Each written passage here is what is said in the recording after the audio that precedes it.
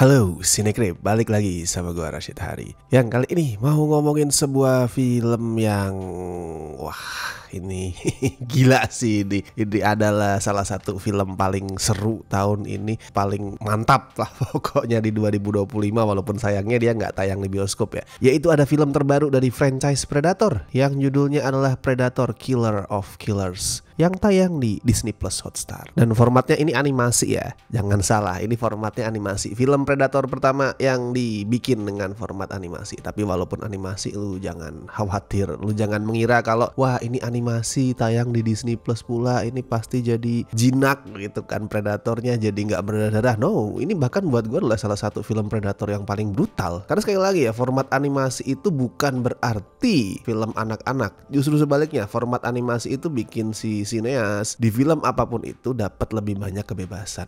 Dan di sini lu bakalan melihat kebebasan yang gede banget. Kalau ngomongin franchise Predator nih ya, itu kan sempet tewas sebenarnya ya, sempat mati suri sebentar sih walaupun nggak sampai puluhan tahun, sempet nggak ada kejelasan. Setelah The Predator tahun 2018 tuh bikin Shane Black yang terlalu ngadi-ngadi anjir, yang nggak yang ancur-ancur banget sebenarnya. Kalau lu lihat secara penggarapan sebenarnya kalau mau objektif itu masih fun, tapi dia kayak bereksperimen terlalu jauh sampai lupa sebenarnya esensi Predator tuh apa. Dan kemudian franchise Predator tuh baru bangkit lagi tahun 2022 tuh pas ada Prey. Itu bagus banget. Kenapa ya? Karena itu tadi, Prey itu bisa paham nih esensi dari franchise Predator itu apa. Karena filmnya kan kayak mengadu si Predator, si alien pemburu brutal itu sama manusia yang insting survivalnya tuh masih kuat banget. Karena settingnya zaman dulu ya, gue lupa tahun berapa tuh, 1700-an lah di suku Comanche kan. Itu kan masih sangat-sangat hidup di alam dan punya insting survival yang tinggi banget lah. Makanya begitu diadu sama Predator, make sense dan seru. Dan buat gue film-film Predator yang termasuk kurang, yang jelek, itu adalah yang isinya karakter-karakter yang apa ya,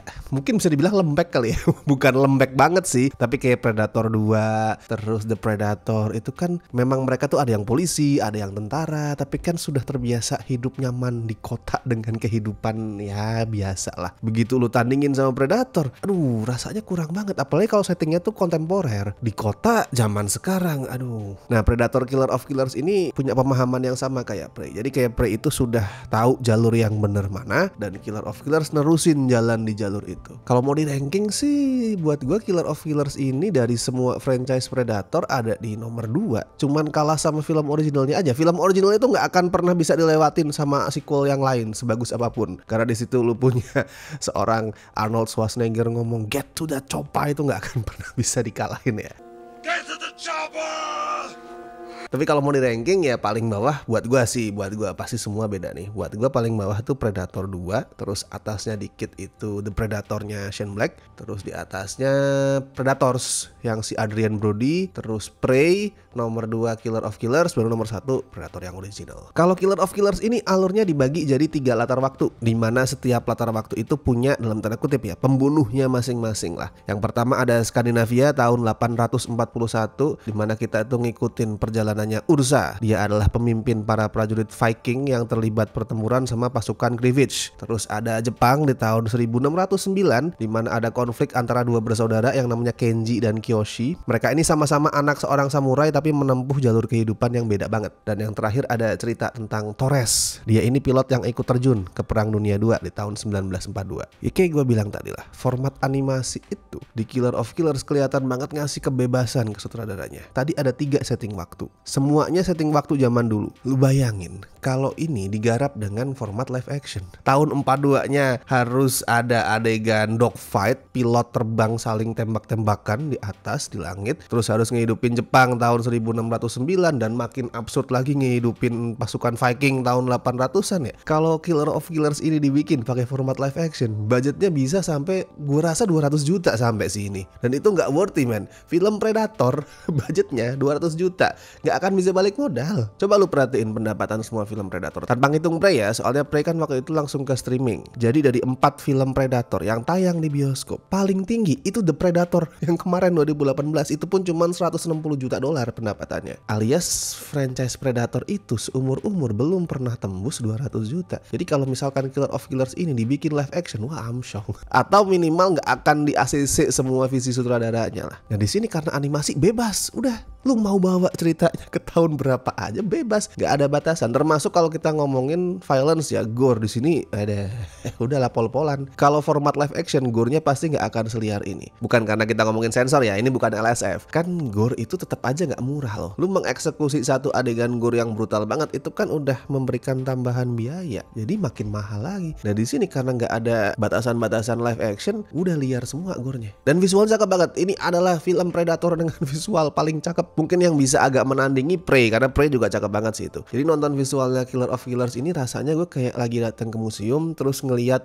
lukisan-lukisan nih yang isinya itu menjelaskan ini adalah rekam jejak sejarah manusia dengan segala kekerasan mereka. Karena kan manusia itu dulu terutama ya kan masih barbar, terus masih mengutamakan kekerasan. Nah gue kayak melihat potret itu tapi dalam bentuk lukisan yang cakep banget. Dan 3 karakter, 3 pembunuh ya yang gue sebutin tadi itu masing-masing harus ngelawan predator yang juga beda-beda. Itu gue suka banget. Predatornya nggak cuma 1, tapi ada 3 jenis, 3 style, dan 3 cara bertarung yang beda-beda. Predator yang jadi musuhnya si Viking itu badannya gede, karena emang Viking kan cara bertarungnya brutal. Yang jadi musuh si anak samurai itu juga jago pakai pedang. Terus Predator yang jadi musuhnya si pilot di Perang Dunia 2 juga seorang pilot, dan bentuknya beda-beda. Jadinya gini, walaupun ceritanya nggak yang aneh-aneh banget, dalam arti nggak yang terlalu variatif, intinya kan cuman ngeliatin secara bergantian pertarungan di 3 masa itu ya. Tapi walaupun ceritanya itu terkesannya kayak sama semua kayak di repetisi, filmnya nggak pernah monoton karena settingnya beda, visualnya juga beda, karakternya beda, cara bertarungnya beda, predatornya beda-beda, beda semua. Dan walaupun ceritanya tuh nggak yang terlalu kompleks, tapi keunggulan utama dari skripnya adalah gimana dia bisa mengembangkan